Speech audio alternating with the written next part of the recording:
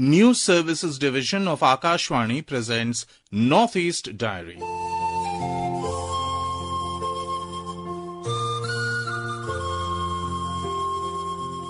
Good evening. Welcome to this edition of Northeast Diary. As we journey through the fascinating northeastern part of India, every episode brings new insights and stories. So, here is a glimpse of what we have in store for you today. In this episode, we bring you a report on the ongoing preparations for the second edition of the Arunachal Rang Mahotsav 2024, which is scheduled to begin on November 22nd. It is expected to be the biggest and the longest theatre festival in all of Northeast India. We will also cover the 25th All India Police Band competition being held in Nagaland. Additionally, we will take a look at the 4th edition of the Shillong Literary Festival. But folks, first let's talk about the significant strides being made in improving maternal health care across Meghalaya. Thanks to the state government's ongoing efforts to enhance primary health centers in remote villages, the maternal mortality rate has seen a dramatic decline of over 50% in the last 4 years. We bring to you an update on some key developments, including the launch of a fully equipped facility for expectant mother in Purkhesia village and a new transit home in Rankhor, both designed to provide crucial support for women in challenging terrains. Stay tuned as we explore how these initiatives are helping to save lives and make childbirth safer for women across the state. Here is the report. The state government's efforts to improve primary health centers, PHCs, in remote villages have played a key role in reducing the maternal mortality rate over the past 4 years.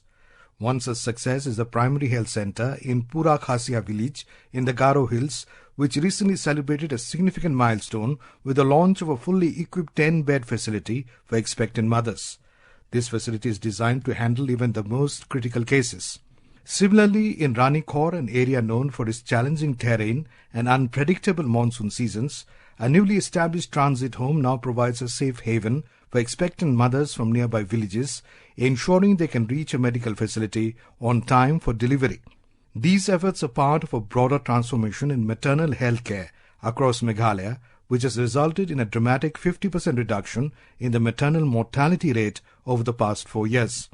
Sampath Kumar, Principal Secretary of the Health Department, described these initiatives as vital steps in the journey towards making childbirth safer. Whenever there is any maternal death occurs, actually we started doing this for the last 4 years. We have a detailed review, why it happened, what are the reasons. We actually analyze it in a all systematic way. What are the root causes. We do a lot of root cause analysis and try to mobilize the actions to see that such kind of factors, how they would be addressed, so that in future such kind of deaths would not occur. With significant efforts, we have seen a decline in maternal deaths in Meghalaya, achieving over a 50% reduction in the last 4 years, Kumar noted. However, our goal is to reduce this even further. So basically through that constant iterative process, we take very, very concerted action on the ground, and also to see that what kind of a further support can be provided. Weekly review meetings and in-depth root cause analysis have become the backbone of Meghalaya's approach to reducing maternal mortality. By identifying the specific challenges faced by mothers in remote areas, health officials have been able to deliver support where it's needed most. Every mother's life is important and we must ensure their safety, Kumar emphasized, underscoring the state's commitment to reaching even the most hard-to-access regions. It's a very important exercise for us because every mother's life is so important. We need to save each mother's life. So with that effort, of course, there is a decline in terms of the maternal deaths in the state, over 50% reduction in the last 4 years that we could witness. Additionally, a partnership with the Tamil Nadu government has enabled the training of 60 doctors in ultrasound procedures, bringing essential diagnostic skills to areas that previously lacked such expertise. The state's healthcare teams now monitor around 80,000 births annually, a task made more effective with real-time data on pregnant mothers. The system enables targeted care and greater accountability, allowing for a more proactive approach to maternal health.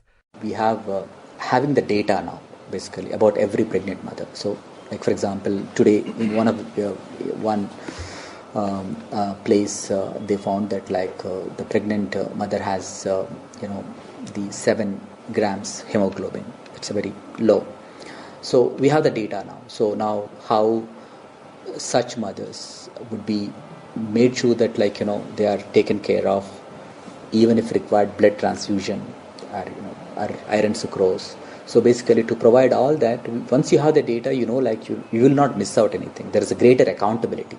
Without data, you will not have accountability. You can actually try to pass the responsibility on something else. But when you have the data, it's a greater accountability in the system. So that's working. So we have a real-time database. In fact, anyone can see, we don't get that because of confidentiality, we don't give the names, but the numbers are available to anybody to see. It's a meghealth.in.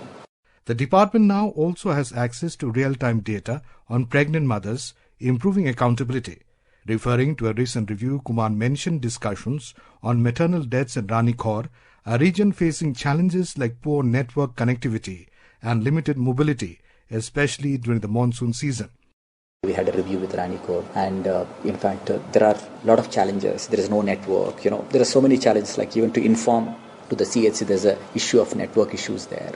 And in the monsoon season is even difficult in terms of traveling and all that. So we asked the Ranikot CSC, in fact, with the help of the Deputy Commissioner and the BDO, they should set up a transit home there in the Ranikot so that you can bring the pregnant mothers. So they're even struggling to get a space there. So there are such kind of hard to reach places. Kumar added that Meghalaya's decentralized health system has fostered a sense of accountability and pride among local healthcare teams, empowering them to respond directly to the needs of their communities. These essential upgrades to primary health centers have had a life-changing impact on mothers in remote areas who previously had to travel long distances for basic maternity services. This is Abhishek Mukhopadhyay with Lamfrang Nongspang for Northeast Diary from Akashvani News, Shillong.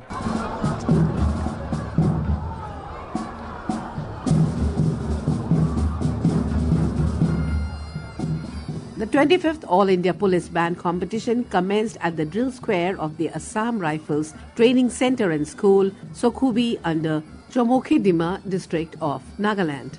Hosted by the Assam Rifles, the event began on November 18th and will culminate on November 22nd. Nagaland's Governor La Ganeshan graced the opening ceremony as the chief guest. And here is a report from our Kohima correspondent, Asuno. The 25th All Indian Police Band competition is witnessing participation from 25 teams representing 16 states, 2 union territories, 6 central armed police forces and the Assam Rifles.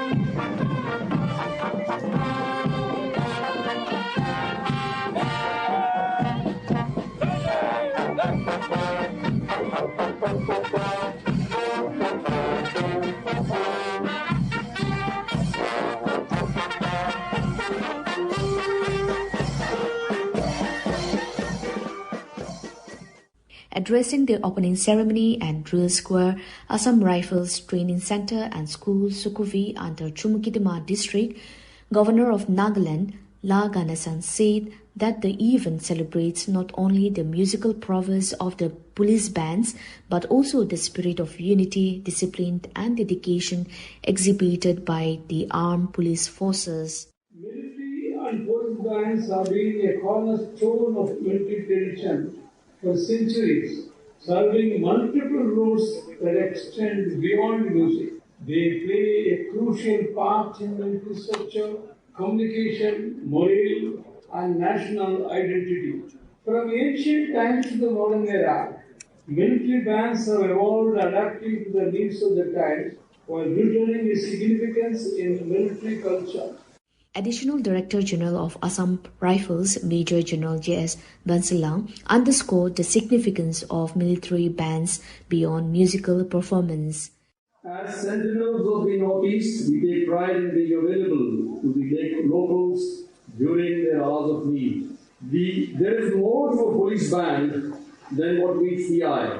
The importance of a military band extends far beyond musical performance. It plays a crucial role in fostering community relations and enhancing the image of uniformed forces. The participating teams are competing in 3 categories: pipe band, brass band, and buglers. In addition, the competition will recognize the 2 best conductors in each of the brass band and pipe band categories. Special contests for Mahila pipe and brass bands are also taking place, with teams vying for the coveted winners and runners-up titles. For Northeast Diary, this is Asonyo from Akashvani News, Kohima.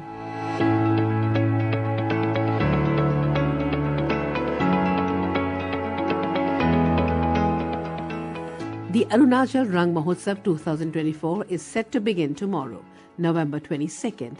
This 15-day Mahotsav is a first-of-its-kind dynamic platform showcasing the best of Arunachal Pradesh's creative talent. And here is a report from our Itanagar correspondent, Rakesh Dole. The second edition of Arunachal Rang Mahotsav, which begins tomorrow, will be the biggest and the longest theatre festival of whole Northeast India. This is also the first international theatre festival of Arunachal Pradesh. From rich oral folklore traditions, local performing arts, dance and martial art forms of the region, this festival is a celebration of the artistic spirit that defines Arunachal Pradesh. Festival director Rikan Ngomle has informed that the best production houses from across India are invited to perform in the Mahotsav. These include the Ratan Thiam's Chorus Repertory Theatre from Manipur. Kalamandalam production from Kerala will perform Kodiyattam, an ancient dance form. There will be 7 international participations from 5 different countries, including USA, Poland and Thailand. Mr. Ngomle also informed that Shadow Puppet and Puppet Theatre are also part of the festival. The festival director informed that they have curated a series of performances, workshops and exhibitions that will bring to life the stories, traditions and talents of the people. He said that their effort is to introduce people of Arunachal Pradesh, what is theatre, its form and the possibilities.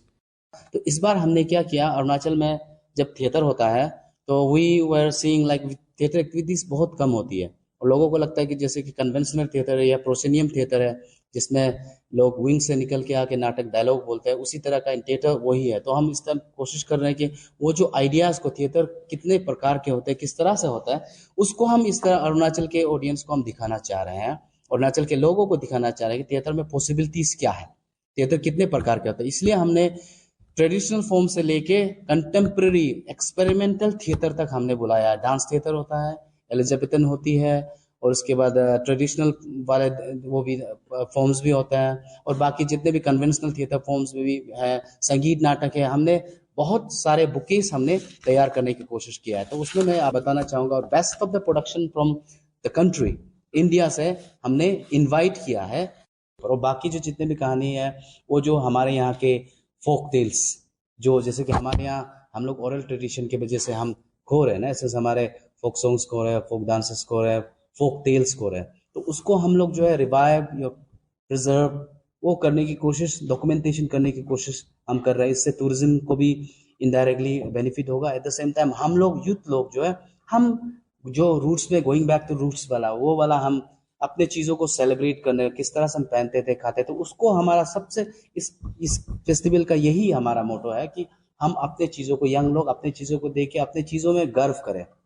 Spread over 15 days, this edition of Arunachal Rang Mahotsav will encompass a wide variety of performance arts, including proscenium performances, street theatre and theatre in intimate space, showcasing both national and international performances.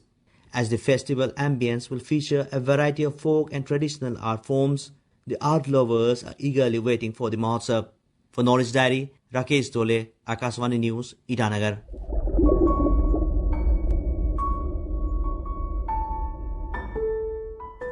In a recent initiative, the Indian Council of Agriculture Research, ICAR, Central Institute of Freshwater Aquaculture, in collaboration with the Department of Fisheries, organized an important input support and training program on scientific aquaculture.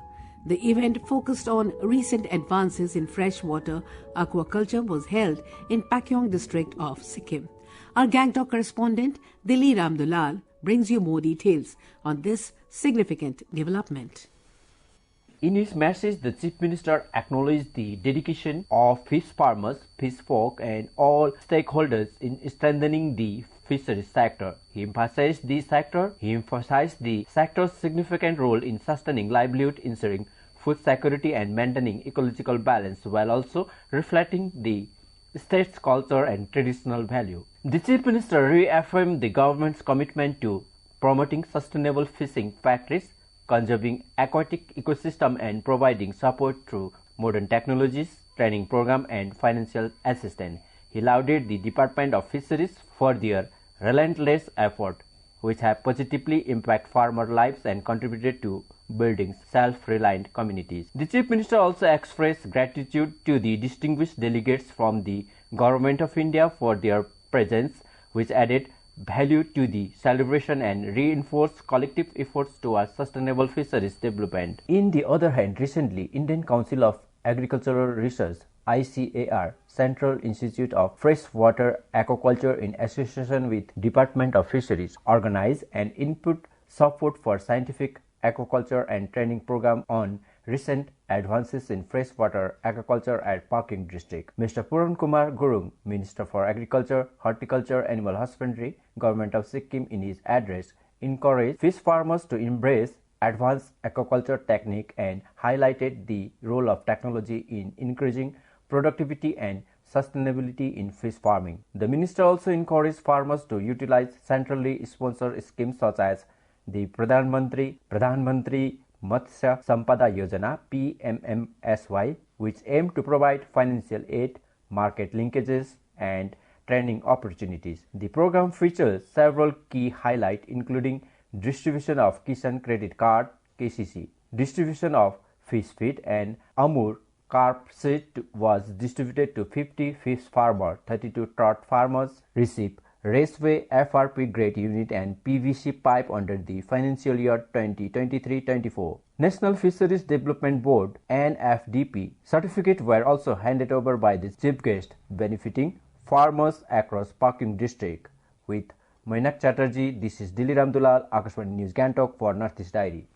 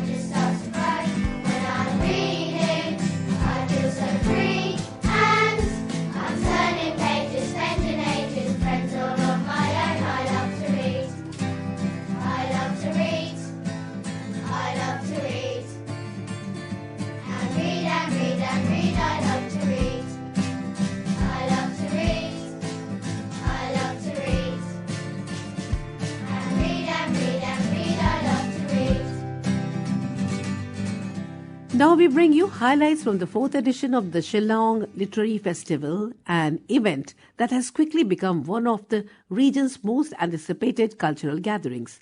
This year, the festival saw an unexpected surge in attendance, with over 5,000 people coming together to celebrate literature art, and creativity. With a remarkable lineup of esteemed authors, thinkers, and artists, the 3-day festival has proven to be an unforgettable experience for attendees. Join us as we take you through key moments, discussions, and performances from this festival, which is gradually shaping Shillong into a premier literary hub in the country. The 4th edition of the Shillong Literary Festival attracted an unexpectedly large crowd with more than 5,000 attendees on both the opening day and the second day. The 3-day festival, which concluded on Wednesday, is first emerging as a premier cultural event in the region. The opening ceremony of the Shillong Literary Fest drew a large audience of students, readers, writers and literary enthusiasts, all eager to immerse themselves in the festival's vibrant atmosphere. The festival featured a series of engaging sessions with eminent authors, artists and thinkers, offering attendees an unforgettable experience. Highlights from day one included insightful sessions with the renowned personalities such as Vikram Seth, Shobha De, Jerry Pinto, Kinfarm S. Nongkinri, Sabir Hussain, Arupjyoti Saikia, and Amabel Susungi, among others. During the inauguration, Chief Minister Conrad Sangma emphasized that the event aligns with the government's commitment to providing platforms for youth to engage in the passions. To document things and to ensure that you're able to jot down things and come out with books and research. And that's something that we really want to encourage. And that's why you would be seeing that it's not just this literary festival that we're doing, but we're connecting this with what we call the research scholars. So I'm sure you're aware that we have a program called the CM's Research Scholars, where about 50 research scholars are funded by the government to research on different aspects. And through the years, I hope to increase the funding for the writers to do different kind of research and document the important aspects of our state. The Chief Minister also acknowledged the efforts of the team that has worked tirelessly behind the scenes over the past 4 years to establish and sustain the Shillong Literary Fest. Tourism Minister Paul Lyngdoh highlighted the importance of such events in nurturing talent. There may be talent, but without forums like this, many young people might not receive the support needed to pursue the passions. This festival provides a platform for them to explore and build on the interests, Lyngdoh said. The need for the written word, the need for literature, the need for books, the need for poetry, to try to bridge that gap, to try to capture in whatever to the best optimum level that which is ethereal, that which is man-made, to aspire to the heights of the divine. And there lies the challenge of being a writer. Speaking at the festival, Vikram Seth, author of A Suitable Boy, remarked that Shillong, often referred to as the Scotland of the East, deserves a more fitting title, especially with the cherry blossoms in bloom. He suggested that Shillong should instead be called the Kyoto of the West. And one could be forgiven seeing the cherry blossom around for thinking of it this morning as the Kyoto of the West. But Shillong really doesn't need to be compared to any other city or any other place. The lilt of the harp and the flute, as we've heard, the lapping of waters as one rides in a boat or as one swims, as I did yesterday in the Krang Shui Falls, or the lilt of Khasi, give one a really wonderful atmosphere of the place, and it's been wonderful to be here, even though so far for a very short time. Yesterday I took a short tour around the environs of Shillong. Apart from the beautiful waterfalls, I also went to the most astonishing garden of monoliths. I've never seen anything like that in my life. And, you know, I've seen places like Stonehenge. It's astonishing that we don't know about that.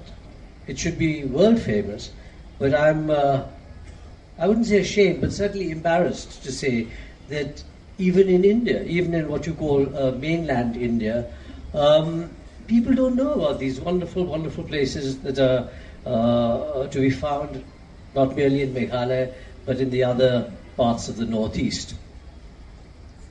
I discover I have a connection with Shillong, which I didn't realize till 5 minutes ago.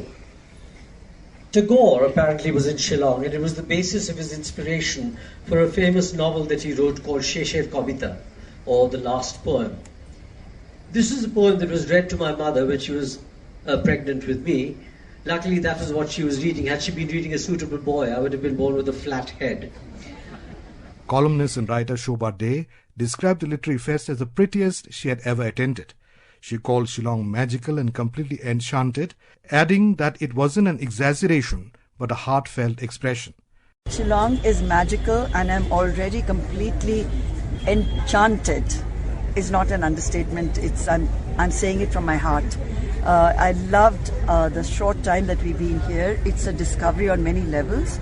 The serenity, the beauty of Shillong, that this time of the year that we are here, to see the cherry blossoms in full bloom, to be by the lake, to have at the prettiest literature festival possibly in the world, is a great privilege. I'll definitely be writing about Shillong, about a book from Shillong. Well, let's see how that works out. She noted that literature is all about self-expression and emphasized that every writer has a unique truth to share with the world.